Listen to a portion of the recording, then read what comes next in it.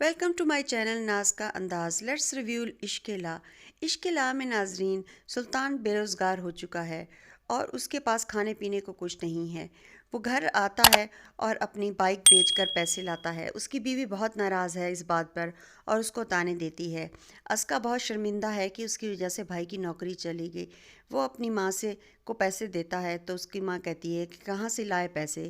تو وہ کہتا ہے کہ میں نے بائک بیچ دی. جو چیز ضرورت کے وقت کام نہ آئے اس کا کیا فائدہ.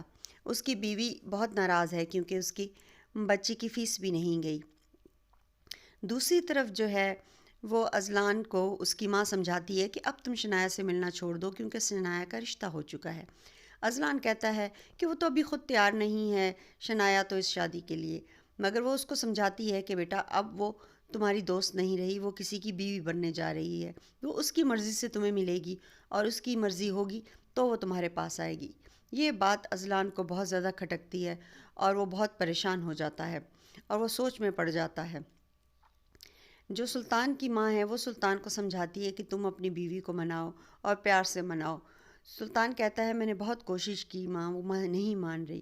وہ کمرے میں آتا ہے، اس کی بیوی لیٹی ہوتی ہے، وہ اس کو آ کے سمجھاتا ہے، بہت سی باتیں کرتا ہے جس میں سب سے بڑی بات یہ کہتا ہے کہ جو شخص اپنی ماں اور بہن کی عزت نہیں کر سکتا اور ان سے محبت نہیں کر سکتا وہ کبھی بھی کسی دوسری عورت سے محبت نہیں کر سکتا. وہ کبھی بھی اپنی بیوی اور بیٹی کی عزت نہیں کر سکتا.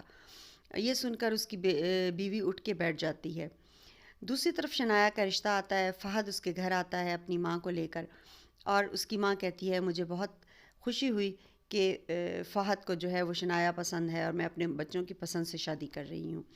جو شنایا کی ماں ہے وہ بھی خوش ہوتی ہے اور وہ شنایا کو کہتی ہے جا کے چائے بنا کے لاؤ. فہد بھی اس کے ساتھ کچن میں جاتا ہے اور چائے بناتا ہے. لیکن جب وہ کچن میں جاتے ہیں تو اذلان کی فون کال آ جاتی ہے جس پہ شنایا اس کے پاس چلی جاتی ہے فہد کو چھوڑ کے. تو وہ اس سے پوچھتی ہے کہ کیوں مجھے بلایا. تو وہ کہتا ہے تم بیٹھو میرے پاس ورنہ میں تمہارے مہمانوں کے سامنے آ کے بات کروں گا. وہ اس کو لے کر وہاں سے چلا جاتا ہے. شنایا اس کے ساتھ چلی جاتی ہے. شنایا جو ہے وہ بہت ہی اس وقت کنفیوز ہے کہ اسے کیا کرنا چاہیے. لیکن جب وہ اس کے ساتھ جاتی ہے تو وہ اس کو کہتا ہے کہ دیکھو مجھے نہیں پتہ کہ محبت کیا ہوتی ہے، مجھے نہیں پتہ کہ میں تمہارے ساتھ رہ سکوں گا یا نہیں، لیکن میں تمہارے بغیر نہیں رہ سکتا اور مجھے تم سے جو ہے شادی کرنی ہے. کیا تم مجھ سے شادی کرو گی؟ تو وہ کہتی ہے کہ تم ایک بار پھر سوچ لو.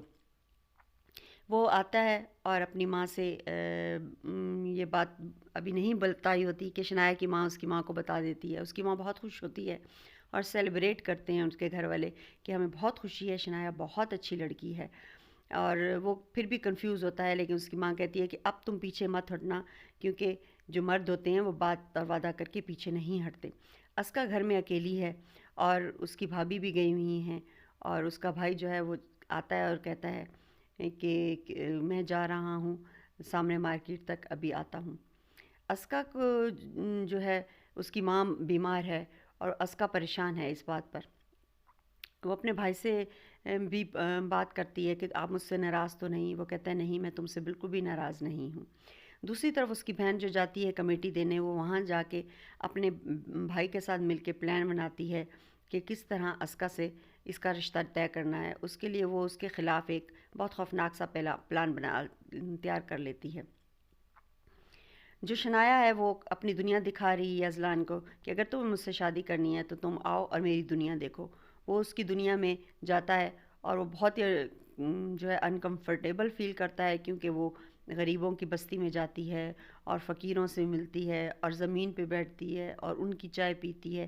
اور وہ جاتا ہے دربار پہ اور وہ جب دربار کے ملنگوں سے ملتا ہے تو شنایا تو اس کو اللہ والے کہتی ہے مگر وہ کہتا ہے کہ یہ سب ڈھونگ ہے اور یہ سب پیسے کی خاطر ہے اور جیسے ہی تم اٹھ کے جاؤ گی یہ سب ڈھونگ ہے.